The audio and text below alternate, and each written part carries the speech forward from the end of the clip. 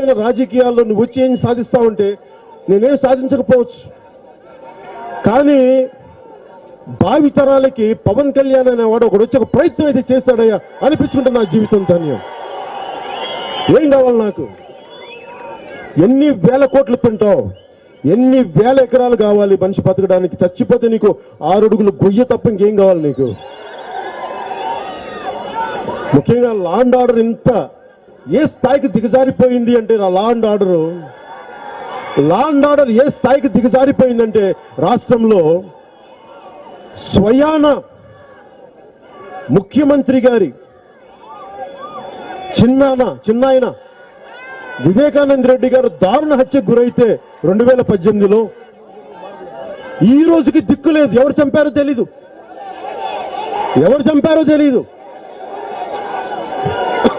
100కు పైగా ఐపీఎస్లు ఉన్నారు. 100కి పైగా ఐపీఎస్లు. నిన్న ఢిల్లీలో వివేకానంద రెడ్డి గారి అమ్మాయి శ్రీమతి సునీత గారు, నేను అడిగి, మా తండ్రి చనిపోయారు, సొంత చిన్నాయన జగన్ రెడ్డి గారి సొంత చిన్నాయన వివేకానంద రెడ్డి గారు సొంత చిన్నాయన చనిపోతే మీరు దోషులను పట్టుకోలేరా? మీరు అంటే పట్టుకోవట్లేదు, తెలిసి పట్టుకోవట్లేదు అంతే. మీకు తెలిసి ఎవరు చేశారు? ఆవిడ చెప్తున్నారు, సునీత గారు చెప్తా ఉన్నారు, నేను చెప్పట్లేదు, ఆవిడ చెప్తున్నారు. ఆవిడ అన్న మాట, మా సొంత నానే చనిపోయి దిక్కు లేకపోతే ఇక సామాన్య ప్రజల పరిస్థితి ఏంటి? ఇది మనందరం చూడాలి. పులిని బట్టి అంటే గతంలో తెలుగుదేశం ఉన్నప్పుడు ఏమనుకున్నారు? తెలుగుదేశం పోతే మంచిది వస్తుంది అనుకున్నారు. పులిపై భూతం పట్టుకుందన్న, ఇప్పుడు అట్లా ఆచరణంగా తేవరే. కోటికత్తి కరెక్ట్. అది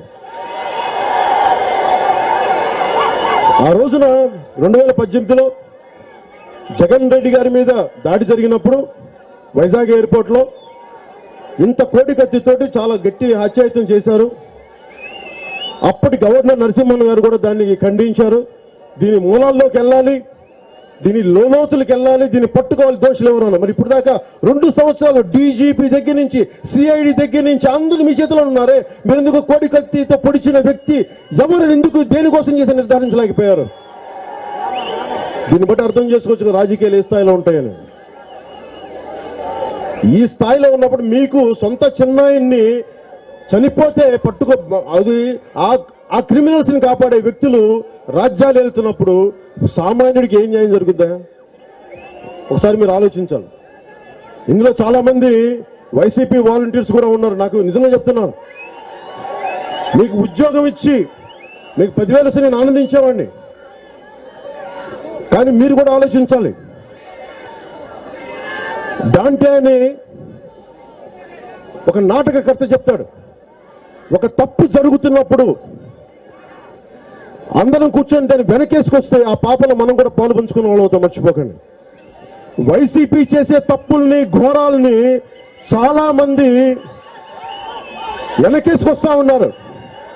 వారు చేసిన ప్రతి హత్య, చేయిస్తున్న ప్రతి దాడి దాంట్లో మీరు భాగస్వాములు అవుతారు. గుర్తుపెట్టుకోండి.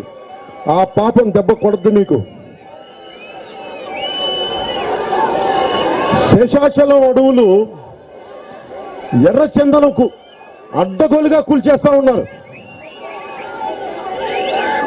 అప్పటి ముఖ్యమంత్రి పోయినసారి చంద్రబాబు నాయుడు గారు అమరావతి రాజధానికి మాకు ఫండ్స్ అవసరం లేదు, ఇక్కడ మనకి ఎర్రచందనం దొంగలు నమ్మితే అక్కడ మనకి క్యాపిటల్ రాజధాని కట్టేయచ్చు.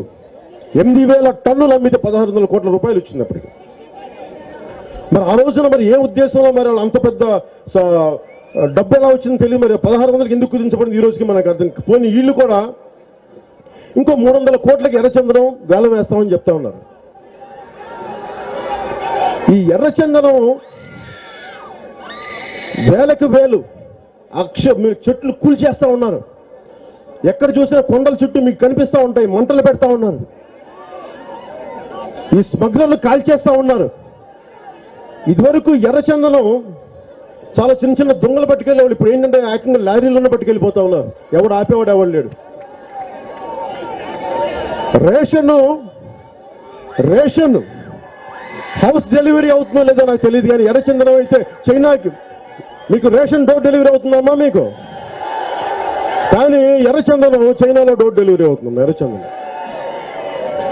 చైనా వాళ్ళు వచ్చి మన లడాక్ లో గల్వన్ వ్యాలీలో మన సైనికులు చంపుతా ఉంటే వైసీపీ ప్రభుత్వం స్టేట్ కి మన ఎర్రచందనం శేషాచలం అడవులోని ఎర్రచందనం తీసుకెళ్లి డైరెక్ట్ చైనాకి ఎక్స్పోర్ట్ చేసుకుంటా ఉన్నారు. ఇది వీళ్ళ దేశభక్తి. సిగ్గుండాలి వీళ్ళకి. ఈ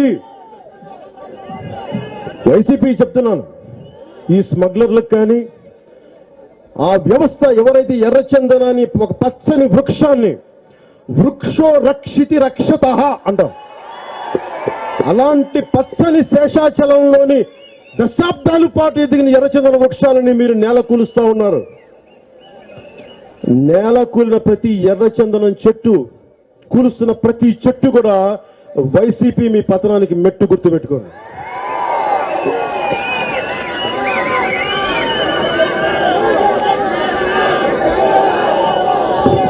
నేను ఇందాక చెప్పినట్టుగా అణగారిన వర్గాలకి అండగా ఉండాలనుకునేవాడిని. మీకు చాలా మందికి నేను సామాన్యుడి కదా నాకేం భయం ఉంటుంది అనుకుంటారు.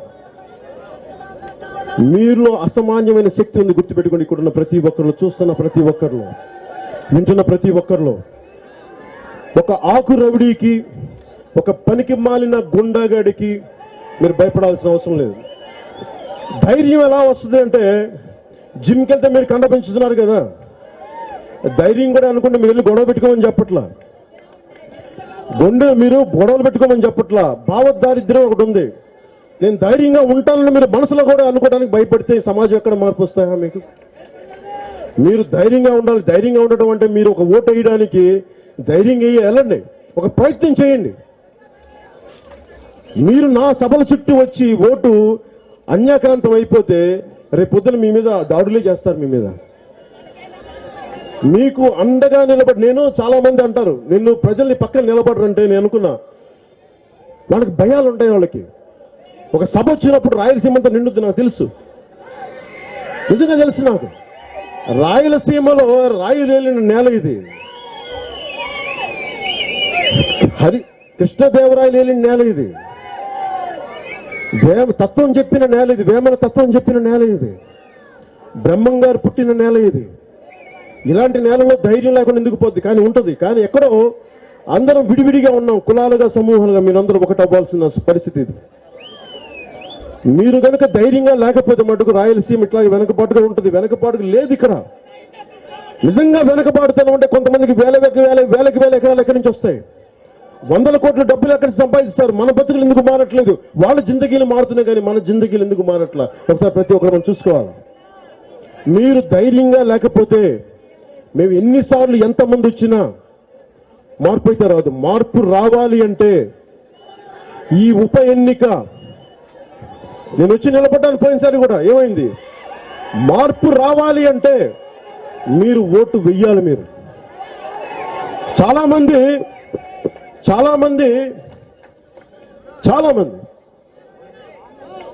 ఏం మాట్లాడతారంటే దేశం చాలా గొప్ప మహానుభావులు, ప్రతిసారి అంబేద్కర్ గారికి పాలాభిషేకాలు, సుభాష్ చంద్రబోస్కి జై హిందులు, గాంధీ గారికి నమస్కారాలు, రాధాకృష్ణన్ గారికి జైజేలు పలికి ఓటేసే రోజు మట్టుకు వాళ్ళకి సెలవు కావాలి. వాళ్ళకి సెలవు రోజు అది. అరే దేశం కోసం భగత్ సింగ్ 23 ఏళ్ల వయసులో చచ్చిపోతే ప్రజలను చచ్చిపోమని అడితే ఒక్క రోజుని క్యూలో నిలబడి ఓట్లు వేయలేరా మీరు? ఒక్క రోజు ఓట్లు అంత మాత్రం ఒకటి దేశం కోసం, సమాజం కోసం త్యాగం చేయలేరా మీ సమయాన్ని?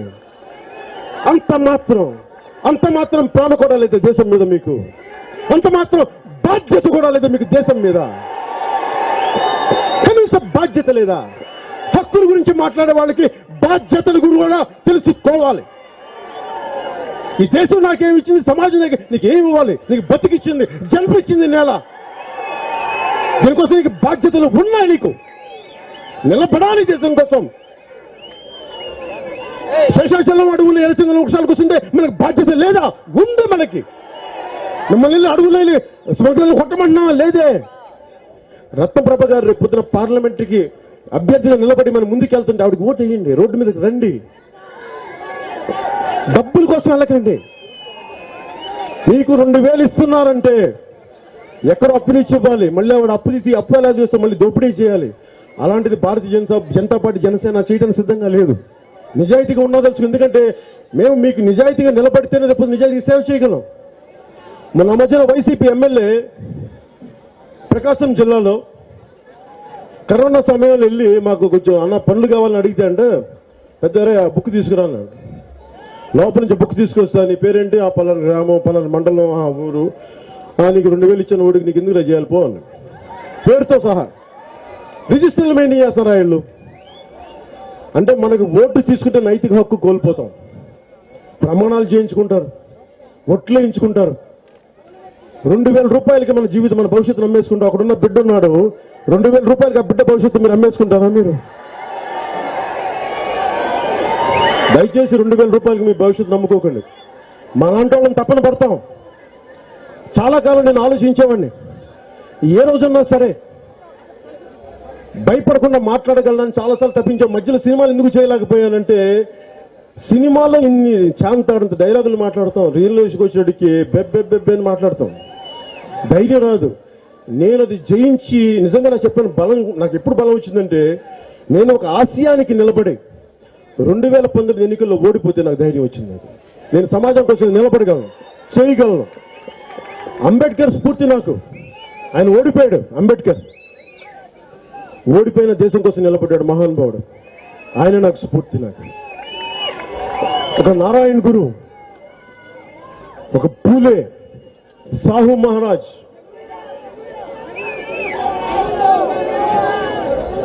స్వామి వివేకానంద, ఇలాంటి ఎందరో జాతీయ అంతర్జాతీయ స్థాయిలో ఎంతో మంది నాయకులు నాకు ప్రభావితం చేశారు. ఎందుకంటే ప్రజల కోసం నువ్వు నిలబడాలి, వేరే దారి లేదు దానికి. ఏమి ఇవ్వదు, నీ సమాజం ఏమి ఇవ్వదు. ఇంతమంది నన్ను గుండెల్లో పెట్టుకున్నా, ఇంత ప్రేమ ఇచ్చారు, నేను మీకు ఏమి ఇవ్వగలను తిరిగి రుణం?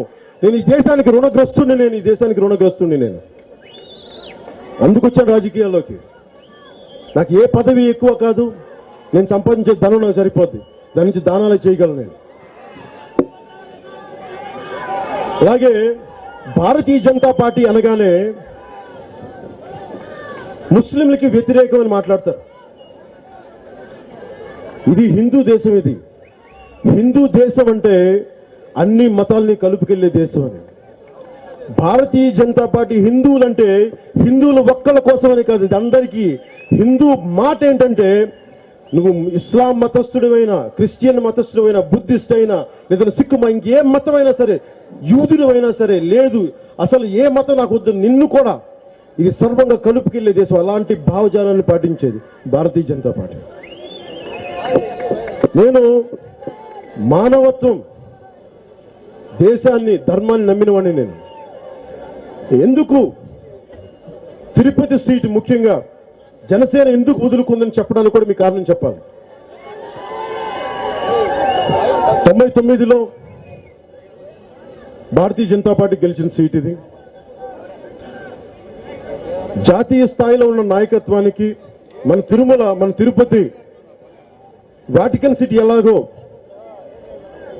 క్రిస్టియన్ సమాజానికి, జెరూసలేం ఎలాగో, మక్కా ఎలాగో, అలాంటి ప్రసిద్ధమైంది మన తిరుపతి. ఇలాంటి దేశం, ప్రపంచం చూసే క్షేత్రానికి జాతీయ స్థాయి నాయకత్వానికి బాధ్యతలు అప్పచెప్తే, మనకి తప్పప్పులు కానీ, శేషాచలం అడవుల్లో ఎర్రచందనం నరికివేత దగ్గర నుంచి, 7 కొండల వాడికి 7 కొండలు ఎందుకు 2 కొండలు చాలు అలాంటి మాటల దగ్గర నుంచి అందరికీ కూడా భారతీయ జనతా పార్టీ కానీ మనం నిలబడగలిగితే మనకి న్యాయం జరుగుద్ది. అంతకుముందు వారు గెలిచిన సీటు, యంత్రాంగం బలంగా ఉంది. మనం తోడ్పాటును అందిస్తే రాబోయే సంవత్సరాల్లో ఆంధ్రప్రదేశ్ దశ దిశ మనకు మనం నిర్దేశించే శక్తి మన దగ్గర ఉంటుందనే ఉద్దేశంతో ఈ రోజున భారతీయ జనతా పార్టీకి మనస్ఫూర్తిగా రత్నప్రభా గారికి మీరు నిలబెట్టండి, ఒక సీనియర్ ఐఏఎస్ అధికారిని గారిని నిలబెట్టండి అని చెప్తే మనస్ఫూర్తిగా మీరు ఇంత అత్యుత్సాహం, ఇంత చక్కని ఉత్సాహంతో, ఇంత స్పిరిటెడ్ గా వచ్చింది మీ అందరికీ పేరు పేరు నేను ధన్యవాదాలు తెలుపుకున్నాను. మా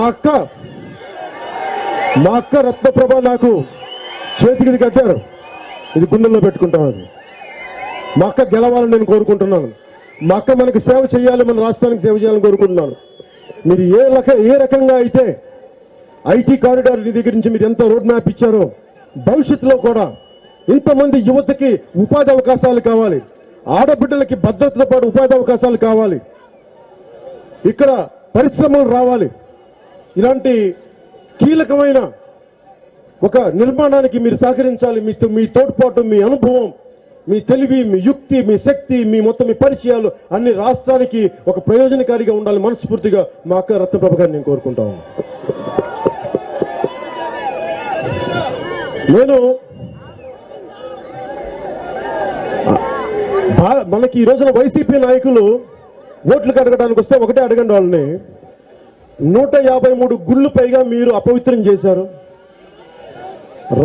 మీ విగ్రహాలు మీకు చేతులు నరికేశారు, అపవిత్రం చేశారు, పూజించే విగ్రహాలకు అశుద్ధం రాశారు. మీకు రాముడి ఏ దేశం అయితే ఈ దేశం, రామ అంటే ఈ దేశం కదులుద్ది. ఈ దేశం వెన్నెముక రాముడు. అలాంటి రాముడి విగ్రహాన్ని తల శిరచ్ఛేదం చేస్తే ఈ రోజుకి మీరు దోషులను పట్టుకోలేకపోయారు. మీరు ఈ రోజుకి విచారణలోనూ, ఆంధ్రప్రదేశ్ పోలీసులో విచారణలోనూ టెక్నాలజీ వాడటం దిట్టలని ప్రైజులు కొట్టారే, సర్టిఫికేట్లు వస్తున్నాయి. మీరు రాముడి విగ్రహాన్ని ఎవరు శిరచ్ఛేదం చేశారు మీరు పట్టుకోలేకపోయారా? రథాలు తగలబెట్టారు అంతర్వేదులు, దాన్ని పట్టుకోలేకపోయారా? బిట్రగుంట నెల్లూరులో రథం కాల్చేస్తే పట్టుకోలేకపోయారా?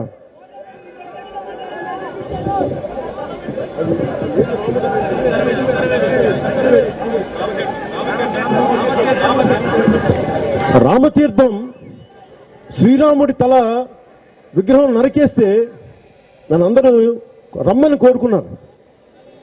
నువ్వు రాన్న ఒకసారి చూద్దామంటే ఎందుకెళ్ళా తెలుసా మీకు? రాముడు అంటే గుండెల్లో పెట్టుకున్నవాడు. నేను మీకు చెప్పలేదు ఇప్పుడు దాకా. నేను ఆస్తమాతో బాధపడుతున్నప్పుడు చిన్నప్పుడు మా నాన్న డ్యూటీ నుంచి వచ్చి పడుకొని ఉంటే, నాకు ఆస్తమాతో ఉబ్బసంతో బాధపడతా ఉంటే రామనామము రమ్యమైనది రామనామం అని మా నాన్న పాడింది ఉండిపోయింది. మా అమ్మ ఈ రోజుకి చాలా మంది తల్లుల్లాగా రామకోట రాస్తుంది. మా అమ్మ రాముడితో పునీతమైన నేల, ఇలాంటి రాముడి నేల మీద విగ్రహం నరికేస్తే ఏమి బాధ్యత లేదే. ఆంజనేయ స్వామి చేతులు నరికేస్తే మాట్లాడరే. దుర్గాదేవి రథం వెండి విగ్రహాలు మాయమైపోతే మాట్లాడరే. పైహెచ్చు మాట్లాడకపోగా ఆంజనేయ స్వామి విగ్రహాలు పోతే ఆయన పోయిందా, ఆయన ఏమైనా అడిగాడా? మీరేంటే గోవాలంటారు. చూడండి, మీరేంటే గోవాలని మాట్లాడతారు. అలాగే వెండి సింహాలు పోతే దాంతో మేడల మిద్దులు కట్టుకుంటామా, లేదంటే మిల్లులు పెడతామా?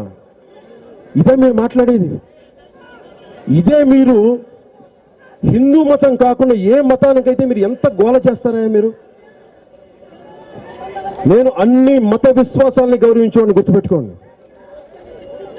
దారిలో వస్తూ ఉంటే కూడా ఒక ఇస్లాం ఆడపడుచు, ముస్లిం ఆడపడుచు ఆపి పెడితే నేను దగ్గర తీసుకొని ఉన్నవాడిని.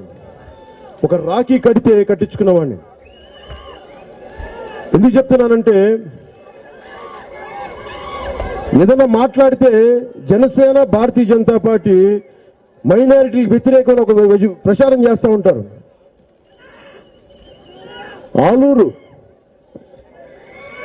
కర్నూలులోని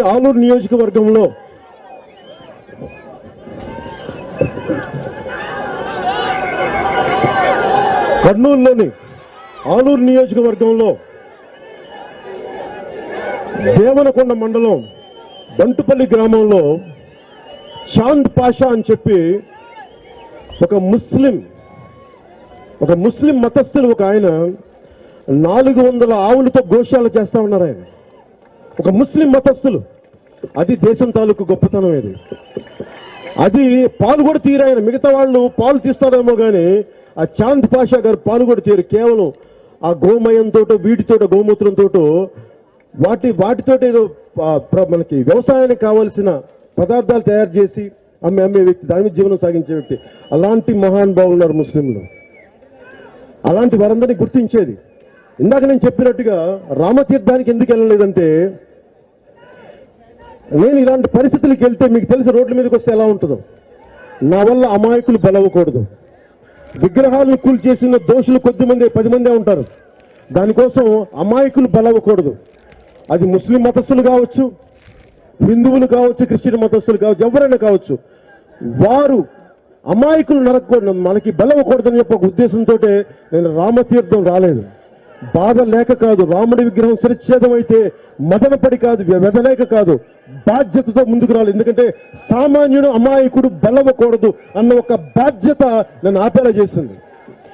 మరి ఈ రోజున 153 గుడుల పైన దాడులు జరిగితే ఒక్కళ్ళని దోషులుగా పట్టుకోలేని వైసీపీ ప్రభుత్వం ఏ మొహం పెట్టుకొని తిరుపతిలో ఉప ఎన్నికలకి ఓటు పెట్టుకొని వస్తారు?